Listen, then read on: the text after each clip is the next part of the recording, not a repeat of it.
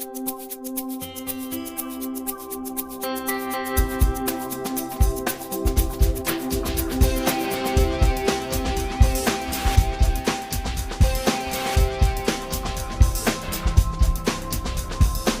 folks. It is Monday, July 25th, 2011. This is the Bad Dog Book Club. It's episode 13B, and we're reading Friday's Child is Loving and Giving by Adres Cyani Halden, which came to us from the anthology Fortune Teller's Poem, which was just released last month by our good friends at FurPlanet.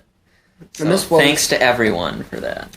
This was a story where we debuted our new website, too. Yes. Alex Vance put a lot of work into it. Yes, he did. Much better than our old site, I think. Yes. Hopefully, it'll be easier to update. We apologize for some of the craziness with updates lately, but it's not our fault. But the cool thing is we've now apparently upgraded to our own domain. Yes. We got promoted or something? We did, yeah. BadDogBookClub.com. Yeah. So, the three of you, update your bookmarks, please. All three of you. Yep. BadDogBookClub.com. There's no... Whatever happened to the www on these things? I don't know. You notice there's no www I think they disappeared like a line of Tetris blocks. Yeah. I mean, people are like, oh, that's so 1997. It's gonna come back eventually. Yeah. I'm on the www. Retro chic. Yeah. So, and well, we've got your birthday's next week. Mm-hmm. So you will be out of town for that. So we are making, Toonces here owed me a batch of cupcakes from the Super Bowl. From a poor wager on his part as to who would win the Super Bowl. I was just going with my team that I'd already betrayed the week before by going with the Ravens against them. But whatever. Right. So we decided that he would make cupcakes for his own birthday today since he still owed me cupcakes. So we got cupcakes in the oven. So we gotta. We might have to take a little pause in the recording to pull them out. Proper book club atmosphere. Proper book club. Yes, we have snacks and drinks. Yes, and everybody has been suffering here in the States for the last couple weeks from terrible, terrible heat. Thursday, I was working in town. I think you were too. DC the area set records for hottest temperature. Wow. On that day at least, it hit 106 at BWI. At the airport. Wow. It was 105 in D.C. The heat index, that's how hot it feels with the humidity in D.C. on Thursday, was 121. But all the real heat... And I believed it. And it was not a dry heat, as they say. Mm-hmm.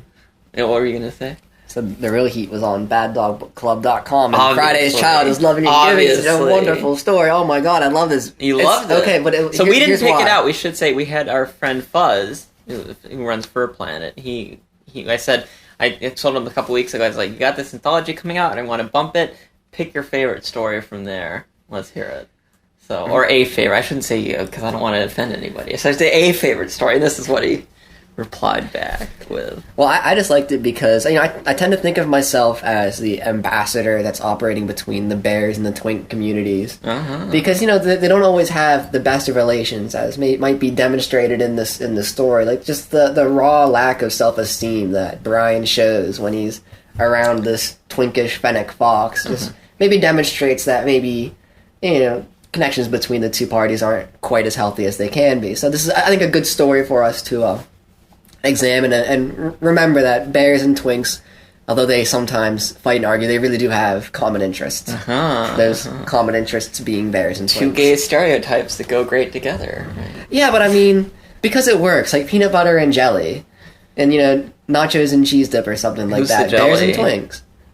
I don't know. So yeah, and we should point out that both Toonces and I mean, you're younger, so I think you count still, but what was your criteria for being a twink?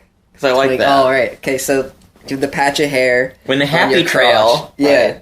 Right. When that meets up with the patch of hair in your chest, ruff, that's, the hourglass on your twink hood running out. Right, so we still, by that criteria, we still are twinks. Well, they've got another 3 years until I'm sent to the farm definitely upstate. Closer, but yes. But you're now my partner Bun is pretty twinky himself. He doesn't have any chest. We don't have any bears here, by the way. But boyfriend's a bear. Right? Oh yeah, Robert's a bear. Yeah. So I think you felt maybe a little commonality with the story. Well, yeah. Okay, so I mean, Robert's not a straight dude with kids, but that you know of. Yeah. Okay. I don't want to say anything I can't guarantee. But when you just look at the age gaps and the physical body types, it just matched up pretty well with myself and Robert. Mm-hmm. So it's kind of like there's already that immediate connection. So there with the story. That's one of the reasons you like this story. I mean, it's kind of hard not to see how it mirrors your personal life. So maybe you see a little of your self in life, because I saw a little of myself in life. I saw an awful lot of Christopherson from the Fantastic Mr. Fox in Leith. Yeah, I mean, and whenever his lines were coming up in the story, I heard them being delivered in Jason Schwartzman's voice, because they were all like in that very cool, curt, kind of helpful voice. Yeah, he doesn't say a lot. He's like, yeah, like when he does Brian, a lot, but he doesn't say a lot. Yeah, he really doesn't. Everything he does is perfect and wonderful. Mm-hmm. That's true. But that's kind of why I think this is also, of all the stories we've read so far, this is maybe the most sincere fantasy work, because it's such an obvious fantasy that this fennec fox shows up in this bear's life, and it's such a wonderful, like, amazing thing, and is so good with the kids, and so like sexy, and so like and so ready and willing to get down to it. And then the thing is, like, and when the first time that Leith comes into the house, Brian is already checking him out. Yeah, it's not like it's something that develops slowly. Which over at time. the time was interesting to me, because I thought that was kind of neat, because what we know about Brian at that point is he was married, he has kids, his wife died, but then we see him checking out a guy's butt. Yeah, well, so I thought that was kind of cool, and there's that fluid sexuality that really isn't, really a lot of attention isn't focused on that in the story. I guess, maybe the most is when he talks about, that Molly, his wife, knew that he liked guys just as much as girls. And obviously had said something. They went to gay clubs, too. Right, they went to gay clubs, too. And obviously had said something at some point to her dad, I guess. But, that was maybe the most the issue was raised. But other than that, it was just kind of presented as a perfectly natural thing, and I appreciated that. But there was some friction with his co-workers when they were going out to drink, and they ended up going to a gay bar, right, against the wishes of at least one of the members of the group. I felt a little weird about that whole gay bar scene, though. Did you feel a little bit? I don't know. I think I had a little bit of. I felt like I was having the reaction I expect you to have. What's that? And that I was a little bit like, they're kind of co-opting our space for their own ends. Like the straight guys and gals coming in to a gay space. But you're going to be offended about that when you read a story? Okay, so I'm going to read a story last week where like a werewolf eats another human being. I felt like I was having the reaction that you normally would. I was getting all like political and they're but then they all our space. But it's kind of like to use the Tetris blocks metaphor, they meet up and leave. Mm-hmm. So it's kind of like they're going to take care of themselves, and then we'll be there in the restrooms. And honestly, and I don't think it was a good reaction I had. This little bit, because I've never had a problem with straight people in gay clubs before. I like the line. We're gonna in real life. Yeah, we're gonna get girly drink drunk. Yeah, I like that. Yeah, that's a good line. I like George, the gay friend, who is of course a fox, because Bears foxes are gay. Foxes are just. They're everywhere. They're ubiquitous. They are. They represent everything that's what I think is cool about using a fox. Foxes are the aloe fur, right? Aloe fur? Yeah. I'm not familiar with the term. Yeah, sure. In the all fur. They just represent everything that is desirable and popular, and maybe if you're someone like the sun bear, something you'd see as being exclusive. Right. Particularly. And I think he's being not a stand-in for that concept. He's a fennec fox, which are the at least I think in the furry fandom, they're the slightest, squishiest foxes around. It's like, it's like, let's take a fox and let's make it even more effeminate. There's our fennec. Yeah, that's which I think is one of the interesting things that the story played on, though, and one of the issues I think it raised, because at one point, well, I guess it's when he's talking with his father-in-law, grandpa, he's like, well, you can't replace Molly. And, he's like, well, I'm not trying to replace... I know I can't replace Molly, I'm not trying to. But at the same time, I really feel like here's, wife number 2. Well, he said that he still needs someone to take the place of the person who has that loving role in his life. And I think he said that no one can replace what Molly did and contributed to the family, and that much is clear, but... At the same time, you need a clean resolution at the end of the story after everything just gets pieced together so wonderfully and everything just goes so perfectly. It'd be kind of weird for it to end on a crooked note. No, but I guess it's that is Leith the wife? I mean, there's even the line where the kid goes, is he going to be our new mommy? And, I mean, it almost seems like they're... That's why I say it's gratuitous. It's a good gender fuck, which we've used that term before, gender fuck, but is this? It's such a the roles they're fitting into are, I guess I want to say, very kind of stereotypical, heteronormative roles where Brian's the guy and Leith is the girl. I think a much more particular interpretation to put on that is that Leith is the whore and Brian is the John. I mean, to me, that's what it seems much more like. I mean, yeah, you can say that he's doing the domestic tasks while Brian is doing How do you really feel about marriage? You can say that, but I mean, I think it ultimately is just part and parcel with the whole fantasy concept where he's doing all the domestic roles that he isn't capable of filling. And yeah, you can say that's the wife figure, but at the same time, you don't want to necessarily conflate the feminine figure with the domestic figure. We're supposed to be getting past that, aren't we? I mean, yeah, in the 1950s, that is acceptable, but at the same time, I mean, how is Leith not like the perfect 50s housewife? Except he's a guy. He goes to college. He's getting an education. No, they usually would, but then they wouldn't work after that. But they'd go and get an education because they had to be interesting at cocktail parties. And to be sure, he's very much developed as a parental figure. He's the oldest of eight children, apparently. So they say that's his excuse for being so good with children. Although actually, it does kind of disappoint me. Where I think when you're foxes, you've got to have at least 8, so at least one of them straight. Yeah. Right. You got to pass on the genes somehow. You got to have lots of kids because the straight ones have to really hold the burden. It's like 1 in 10. It's just the opposite of. It makes sense now. It does. It does. That's why foxes have big families because they gotta. But I was going to say, I think the reason why it's easy to interpret it as him just wanting this feminine domestic type is because the story never really addresses why Leith is so into Brian. And I think from Brian's perspective, yeah, he's a little bit ignorant of it, and his ignorance of that creates some drama and some tension in the story himself, because he wonders at some point if there are even ulterior motives to this. Right, he does. So, yeah. But he definitely wonders that same question. I just really would have liked to see this get paid off somehow, and I mean, I think what you're expected to think is just Leith likes bears, Leith likes older guys. Cool. I mean, yeah, that's wonderful, but I'd like to see some kind of explanation for this. Just some kind of little anecdote or tale. Guy, right? But that's a good point. We don't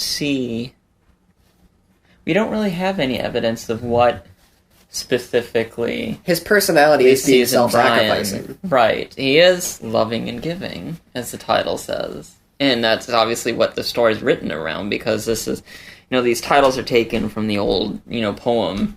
It's like a Star Trek episode. But, right, so, I mean, the title's first, and the story is written based on that. Right. Which is an interesting construct. Usually, we go the opposite way. So it's kind of interesting, and so his character is definitely taking that into account, but is he... I guess maybe you're wondering, is he too giving and loving?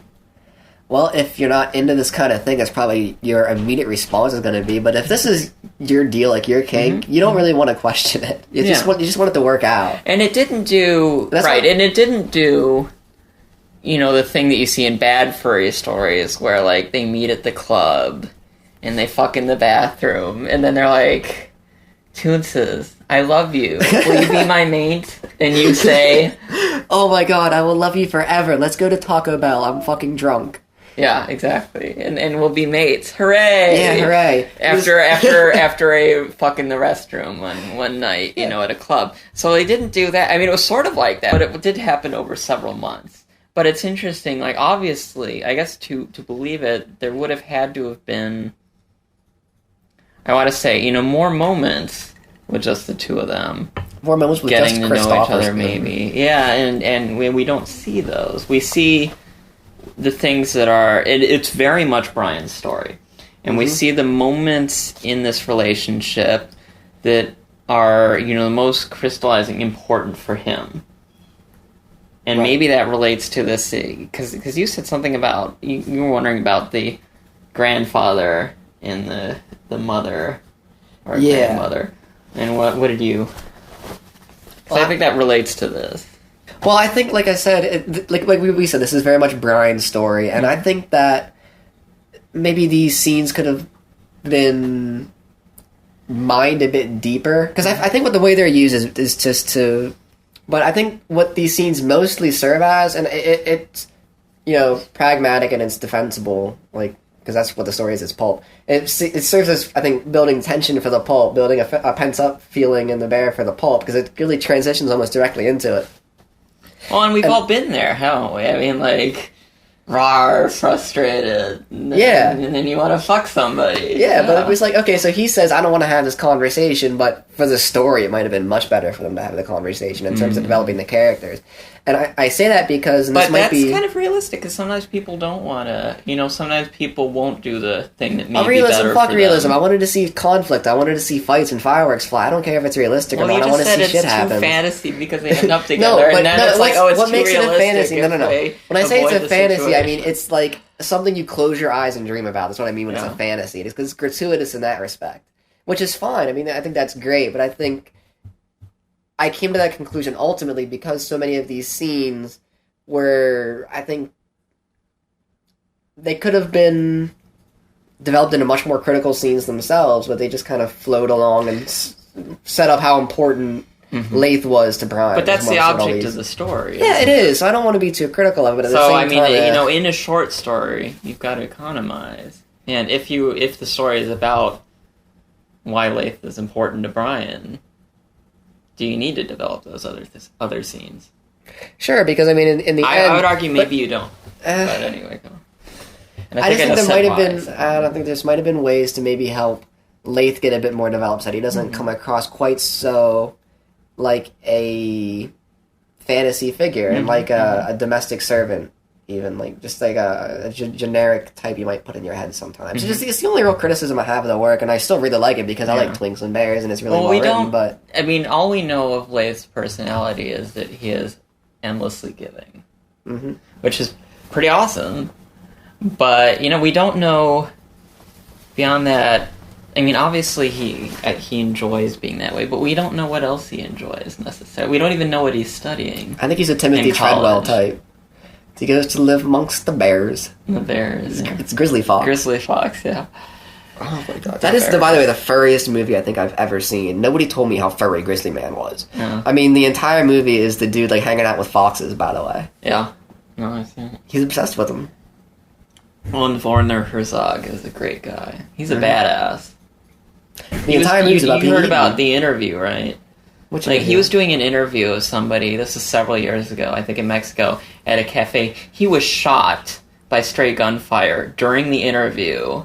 Really? And continued doing the interview. And then got medical treatment when he was done. That's awesome. He is a badass. That's crazy. Yeah. But he didn't get eaten by a bear. He didn't get eaten by... Well, he's not stupid. He's a badass, but he's not stupid. You know what's not stupid, okay? First of all, he lived with the bears for 13 summers, and then he only got eaten by the bears, and the bear invaded his camp. Yeah. That's my argument, okay? He didn't do anything that was stupid. The bear invaded his space and killed him. You could argue that being in that close proximity to bears might be stupid. What I would argue was that clearly he had a death wish. That's great, cool, good for him. But also he killed another person that was by his side. Yeah. That's the sun only bears are pretty thing. Cool. We did look up. We went out. We looked. We looked up on because I didn't know what a sun bear looked like. So I went to Google image and looked up, and they're very cool. They have like sort of like a golden collar around their neck. It's pretty neat. Look like they might should have a mason pretty symbol on their chest. Yeah. And it was nice to see a species that I had to go look up because you definitely see in furry literature there are a few basic species that we see all the time. Mm-hmm. Wolves and foxes we see all the time, and then there are other like tigers, lions, probably otters and weasels and rabbits and driving cats, raccoons, cats. There's a maybe a dozen, especially common species. And then it's weird because you'll see the species that isn't common at all, but some artist made a character that became kind of popular, and all of a sudden now it's why ringtails? Ringtails? Right, Terry Smith's Chester. That's the only reason that ringtails are popular in the fandom. There you go. Fuzzwolf, I won't tell Fuzzwolf you said that because he has a huge Chester thing. Okay, when was this Chester thing came out? I became a furry 2006. Let's see. I don't remember if Chester... Don't do that. Oh, sorry. I don't remember if Chester predated Havoc Inc., the graphic novel, or comics. Havoc Inc.? Havoc Inc. It's a good one. I've got 1 through 4 and you can look at it, but... Chester was Superboy type. Terry Smith is, still with the older crew. I'm most deaf. One of my first... And she drew a lot of... She edited drew a lot of the stories in Associated Student bodies that feature the raccoon, Ricky. Ricky Raccoon? Yeah.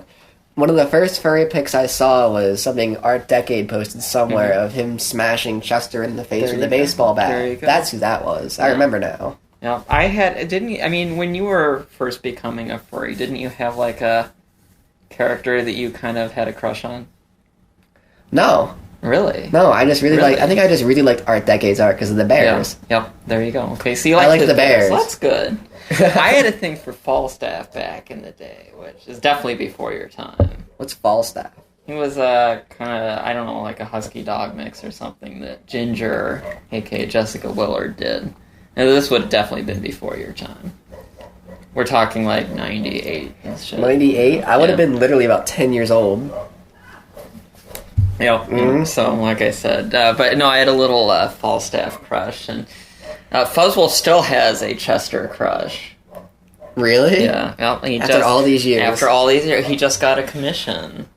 He actually opened one up, a commission slot, and he got it. And I think probably spent some boku bucks on it, but it's definitely worth it for him. So it was That's awesome. Cool. Yeah. People like twinks. People like and twinks are in demand. Chester's Twinkie. Twinks are in demand. Chester's Twinkie. But yeah, I can show you Havoc Inc. later. So anyway, let's see. What else haven't we done? Oh, we touched on the intergenerational stuff in your own life story. That's kind of a gay tradition, isn't it? It doesn't seem that significant to me, though. Yeah. It seems like it's... I don't know. It doesn't really process in my head that we're 10 years separate. Mm-hmm. I think we just get along on a similar level. I think there's a little bit of a gay tradition, though. Especially I think in the Stonewall days and stuff, there's a lot of reading that, young guys off in their first relationship with an older guy who would sort of show them the gay ropes, as it were. And I don't know if that's as common anymore as it used to be. I wouldn't imagine, because I think I figured out all this myself back in you don't country. need somebody to show you the gay ropes anymore. You have the internet. Furries. And the chains. That's what furries were for me. It was furries were my first real exploration into sexuality. Bun got me on both, basically at the same time. He introduced me to furries. This is in high school. And then soon after that, started introducing me to gay furries, and being bi, it never occurred to me even that I could like guys, oddly enough. Which I'm always impressed by when I read, guys who are gay. Mm-hmm. And they're like, yeah, I knew when I was 5, or I knew when I was 6. Right. And that's kind of cool to me, because it never even occurred to me. And I think it was because I did have crushes on girls and things, so I wasn't like, oh, I knew. Oh, I was kind of a late bloomer. Yeah. I never really felt when I was younger that, I knew for sure I was gay, but I always kind of just expected I would start liking women, and then sometime around, early high school, I started liking guys instead. I never did until, he started, Bun started hitting on me. Bun turned you? Yeah, he turned me. Thanks, Bun. Yeah. So, yeah, thank you, Bun. He's sitting over, he's got his headphones on while he's playing poker now, so he doesn't have to hear our discussion and get all blushy and stuff. Homosexuals really ought to go out and recruit. We really ought to try to make sure that these straight guys can understand just how awesome being gay is. I wish you wouldn't use homosexuals. It's like homosexuals. They had a guy on the Diane Rehm show this morning on NPR who was like a focus on the family asshole. And he was saying homosexuals. And he says homosexuals, and it's like nobody says homosexuals anymore unless they are homophobic. So, everybody else is like, oh yeah, gay people are great. Nobody's like, homosexuals are great. It's always like, well, we don't hate homosexuals, but, I like homosexuals because homosexuals is the next outdated term. You ever, ever have someone refer to it as, Greek love or Uranism or was the German Greek Christ or things. I just really enjoy outdated terms. I've got a debt crisis with my Greek love. Let's see. I don't know. Let's see. Is there anything else? See Brian's point of view. Well, and you, as you said, you loved the story. Yeah. I really enjoyed it too. You did too. Bears so and twinks. Thank you, Fuzz, for picking it out. Thank you, Cyani. Fuzz and Cyani, for letting us feature it. We're always happy to do these things, and give a book a little plug from friends of ours. So. Cube Triangle wanted me to point out from last week, he says that he did not intend that story to be a vor story. So maybe, my naivete was how could that not be a vor story? I don't know, that's what I was thinking, too. I mean, I think the guy definitely got eaten, I thought. Most that, but I don't think he meant for it to be a pulpy story, but the fact is, people are going to enjoy that. Yeah. That's just people the way things are going to work. Yeah. But it was cool, because I enjoyed it on the same level, though, not as a I'm not into pulpy vor, story, but I enjoyed it. Yeah. We can't distance ourselves from the vor. I'm not, I don't like vor, I just really liked Grizzly Man. I just really, it was like a vor-centric movie. I guess I don't like vor because I don't know, I think we've talked about this, but it's just, I don't know, it's so weird to me, especially, there's hard vor and there's soft vor. I don't accept that excuse, it's so weird to me, because so many things are so clearly so weird. Oh yeah. But that could be why I'm not into it. I'm not into vor because I'm not into being eaten and digested. Right, exactly. That's you know the difference between hard and soft vor, right? That's the crunching. Right, yeah. Hard vor is you're actually being it's much more realistic, you're being rended and stuff and eaten. And soft vor, you get eaten whole. It's supposed to be tender and then, loving. Right, yeah, and they're always you fell asleep in their warm embrace, and it's dude, you're being eaten. We're alienating all of our vor listeners. We're alienating every single one of them. You don't fall asleep, you're being eaten, dude. That's my problem. That's when I read these stories. I'm no! Because you read all the vor stories, right? I do, because I do read these in stories. I want to challenge myself. If a story's popular, I give it a read, usually. Because I want to see, what are people... I'm going to start buying some Danielle Steele novels. Oh, God. I wrote one vor story. I got about 1,000 words in, and then the mouse pulls out a gun and shoots the wolf in the head. I think the last line is... The wolf went on to have a funeral that nobody attended, not even his parents or something like that. That's my vor story. It's a terrible story. It was a vor trap want to read that. Well, the thing is, I wanted to get it. I just wanted to make it just long enough so that the vor fans would read it and get to that point. That was the idea. And no payoff. No, but what happens is all the people that watch me that don't like vor just see... You pulled their collective cocks out. You got them right to the edge, and then you're like... No. Bye-bye. Zipped it up. pushed him out the door. Yep, Reform exactly. thyself. Yeah. Yeah, I'm a tease. You're brutal. All right, guys. Hey, you told I me think to quit smoking. I'm going to tell them to stop eating people. Yeah, because it's a stupid thing to do. Mm-hmm.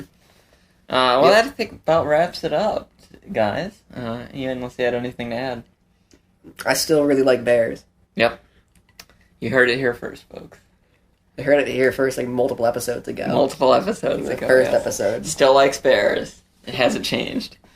All right, guys. Well, have a good week. We'll be back next week with a new story. I think a couple possibilities, so I won't say which one yet.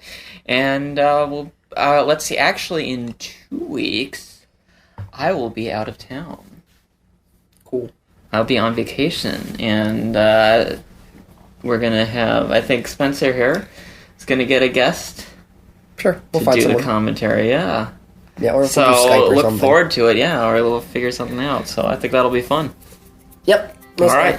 Take care. Ciao, everybody.